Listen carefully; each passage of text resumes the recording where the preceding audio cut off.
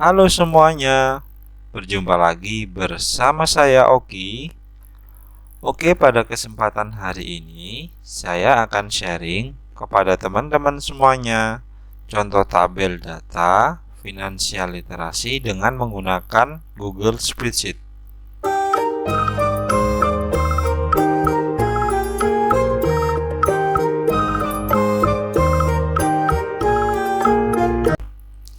Sebelum kita memulai untuk membuat data atau tabel finansial literasi di Google Spreadsheet, kita pahami dulu bersama apa itu finansial literasi.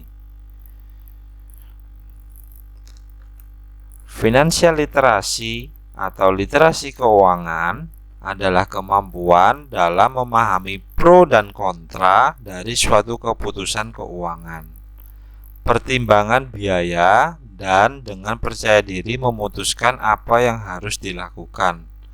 Adapun manfaat yang dapat kita peroleh dari mempelajari literasi keuangan adalah: pertama, kita dapat memilih strategi dan keputusan keuangan yang tepat, entah itu untuk keuangan pribadi maupun keuangan perusahaan ataupun usaha. Yang kedua, kita mampu bertanggung jawab atas keputusan keuangan yang diambil. Kemudian yang ketiga, literasi keuangan adalah investasi agar kondisi kita tetap terjaga, kondisi keuangan ya. Dan yang keempat adalah dapat mempengaruhi pertumbuhan kekayaan finansial. Oke, langsung saja sebagai contoh di sini sudah ada tabel yang saya siapkan. Nantinya teman-teman sambil menonton video ini akan saya tautkan link di bawah sehingga teman-teman juga bisa mempraktekkan. Finansial literasi periode September 2023. Yang pertama di sini saya membagi earning, pemasukan, kemudian untuk spending, pengeluaran. Untuk earning sendiri sebagai contoh di sini saya ada 4 pemasukan, sumber income ada 4. Yang pertama yaitu gaji bulanan. Kemudian bagi teman-teman yang mempunyai usaha, entah itu sektor real ataupun sektor digital, teman-teman bisa menambahkan di sini. Kalau di sini saya menambahkan pendapatan jualan online. Kemudian piutang, apa itu piutang? Yaitu orang yang mempunyai hutang dengan kita. Kemudian lainnya misalkan teman-teman jasa, mempunyai jasa apa, jasa editing, jasa fotografi dan lain sebagainya, teman-teman bisa menambahkan. Contohnya kita isi teman-teman ya, misalkan gaji bulanan kita UMR misalkan 4.300.000. Ini contoh saja teman-teman ya.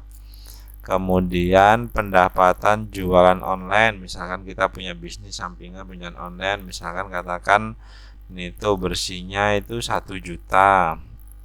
Kemudian piutang nih, kebetulan di bulan September ini ada yang membayar hutang kawan kita yaitu 500.000 misalkan. Kemudian lainnya 0. Nah, jadi setelah kita memasukkan semuanya earning kita ataupun sumber income kita, dapat diketahui pada periode September ini sumber income kita adalah 5.800.000. Kemudian untuk pengeluarannya sendiri di sini saya membagi menjadi 4. Ada spendingnya kita bagi menjadi 4, yaitu pertama living ataupun kebutuhan hidup. Kemudian yang kedua ada giving, yaitu infak, sedekah, zakat, wakaf dan lain sebagainya. Kemudian ada investing, investasi, entah itu beli saham, reksadana, beli emas dan lain sebagainya.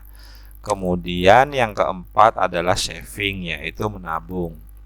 Untuk living, misalkan di sini kita contohkan untuk belanja bulanan, kemudian skincare, misalkan beli pakaian dan sebagainya, itu bisa kita budget anggarkan misalkan katakan 2 juta.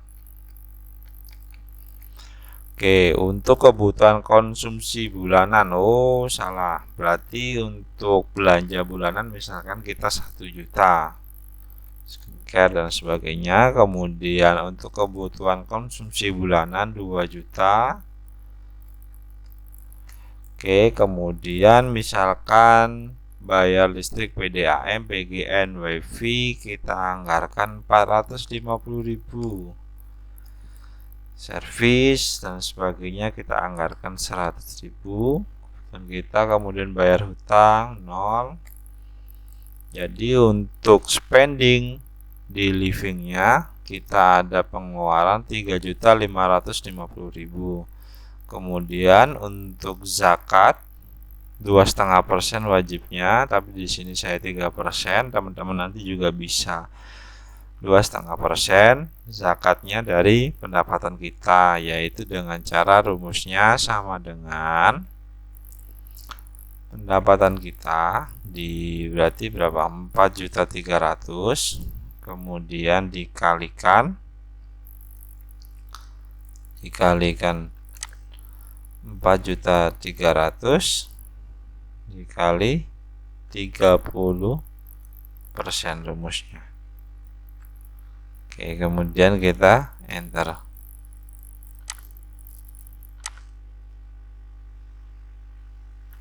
Berarti kita hapus karena hasilnya banyak, maka kita hapus di sini. Cukup dengan D5 yaitu penghasilan kita bulanan, monthly earningnya, monthly salary, kemudian dikali 3%, bukan 30 ya, 3%.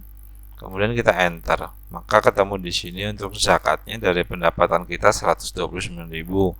Misalkan di sini kita ada budget sedekah nih 100.000 misalkan. Ini hanya sebagai contoh ya. Kemudian untuk total investing, berarti dengan kita memakai seperti ini, maka kita bisa melihat di sini untuk kebutuhan livingnya terlalu besar, maka kita turunkan ke angka 500.000. Kemudian untuk beli saham, reksadana dan sebagainya kita anggarkan 250.000. Kemudian ini 150.000 misalkan tabung saham. Kemudian setelah itu tabungan darurat, dana darurat misalkan kita anggarkan 150.000. Kemudian tabungan lainnya misalkan dana pendidikan, terus apa kayaknya.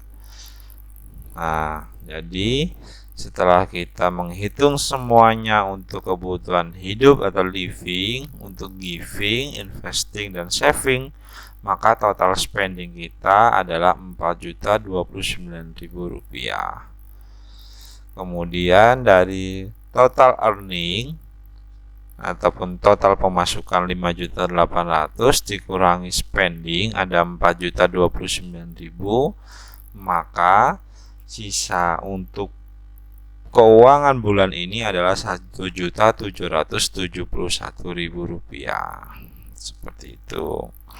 Kemudian untuk tabungan bulan ini tadi kita ada nabung 350.000 ya, sesuai ya. Kemudian untuk sisa saldo bulan ini ada 1.771.000. Kemudian jumlah tabungan bulan lalu itu ada katakan misalkan 5 juta.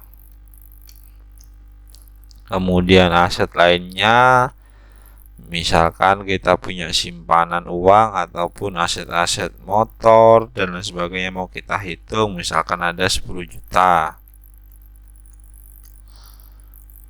Kurang nolnya 10. Nah, maka total aset secara keseluruhan kita adalah 17.121.000.